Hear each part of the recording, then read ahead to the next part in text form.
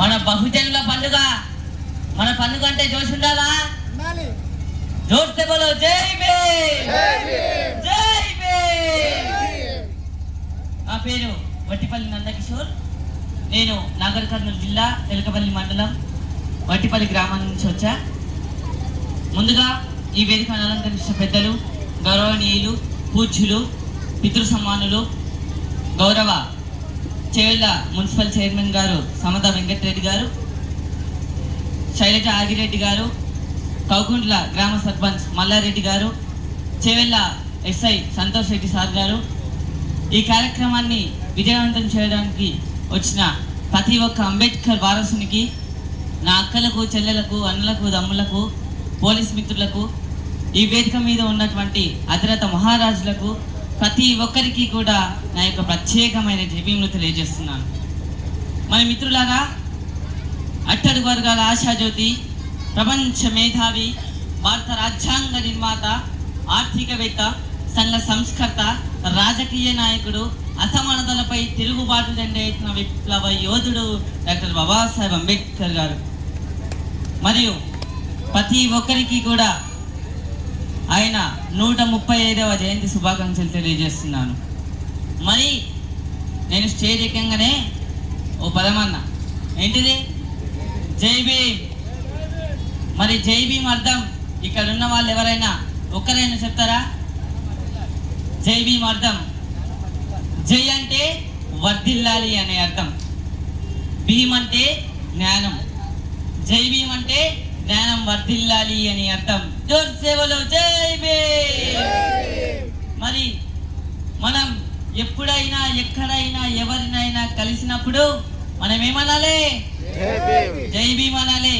అందుకే बोले रे बोलो जय भीम बोलो, जोर से प्यार से जय भीम बोलो, बोले रे बोलो जय भीम बोलो, जोर से प्यार से जय भीम बोलो, बोले रे बोलो जय भीम बोलो, बोले रे बोलो जय भीम बोलो, बोले बोले बोले बोले बोले बोले चल.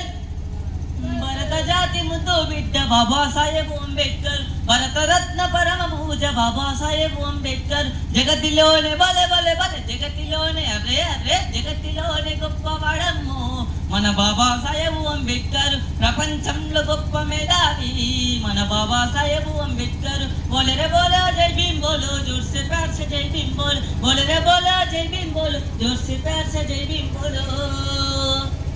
మరి అట్లా అప్పట్లో మనం వెలివాడలో మాత్రమే డాక్టర్ బాబాసాహెబ్ అంబేద్కర్ గారి బొమ్మలను చూసేవాళ్ళం.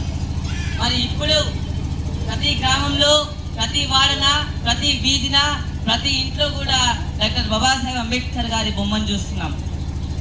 ఒకరోజు తన కన్న కొడుకు మరణిస్తే ఆయన సతీమణి అయిన రమాబాయి గారు ఒక ఉత్తరం ద్వారా డాక్టర్ బాబాసాహెబ్ అంబేద్కర్ గారికి తెలపడం జరిగింది.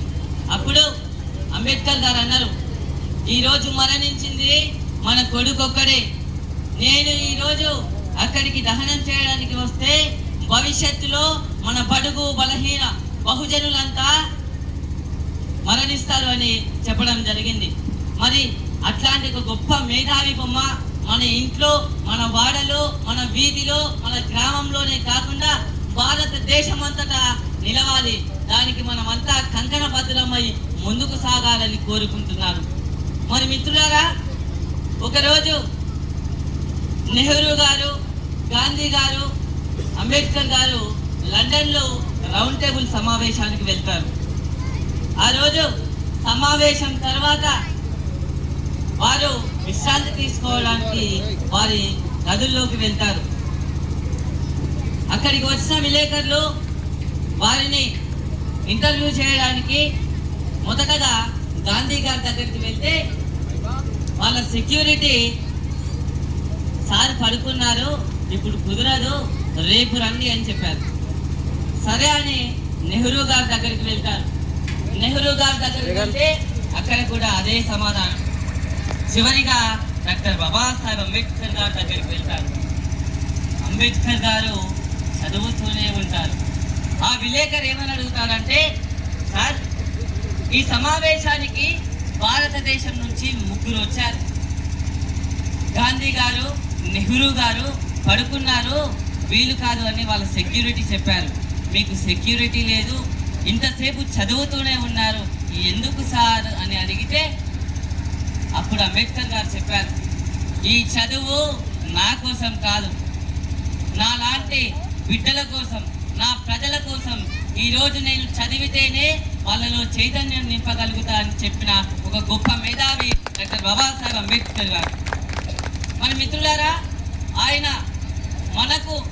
మన దేశానికి 2 సంవత్సరాల 11 నెలల 18 రోజులు కష్టించి శ్రమించి రాత్రనక పగలనక మన భారత రాజ్యాంగాన్ని లిఖితపూర్వకంగా లిఖించడం జరిగింది. మరి అట్లా అందులో ఆర్టికల్ 21A ప్రకారం ప్రతి పౌరునికి విద్యా హక్కు, ఆర్టికల్ 14 ప్రకారం సమానత్వం హక్కు, ఆర్టికల్ 21 ప్రకారం స్వేచ్ఛ మరియు జీవితం హక్కు, ఆర్టికల్ 17 ప్రకారం అంతరాన్ని నిర్మూలన ఆయన మనకు అందించడం జరిగింది.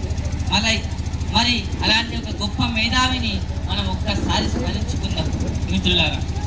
భరత జాతి ముద్దు బిడ్డ ఓ అంబేద్కర్ నమో భారత హృదయ మిత్రుడా, భారత రాజ్యాంగ శిల్పుడా ఓ అంబేద్కర్ తూర్పున ఉదయించ సూర్యుడా, కులమత వివక్షతను అణిచివేయ చూసినవు, కులమత వివక్షతను అణిచివేయ చూసినవు, పేద ప్రజల హక్కులకై తిరుగుబాటు చేసినవు, భరత జాతి బలె బలె బలె భరత జాతి అరే అరే భరత జాతి ముద్దు బిడ్డ ఓ అంబేద్కర్ నమో భారత హృదయ మిత్రుడా, భారత రాజ్యాంగ శిల్పుడా ఓ అంబేద్కర్ తూర్పున ఉదయించ సూర్యుడా, కులమతం భేదమనే పదం పారదోల శివసాయ భయ్యా బౌద్ధమతం స్వీకరించి బుద్ధునిలా నిలిచావు, అగ్రవర్ణ కులాలు అణిచివేయ చూసిండ్రు, అగ్రవర్ణ కులాలు అణిచివేయ చూసిండ్రు, ప్రశ్నించే వారిని అధిగమించావు, భరత జాతి ముద్దు బిడ్డవు ఓ అంబేద్కర్ నవ భారత హృదయ మిత్రుడా, భారత రాజ్యాంగ శిల్పుడా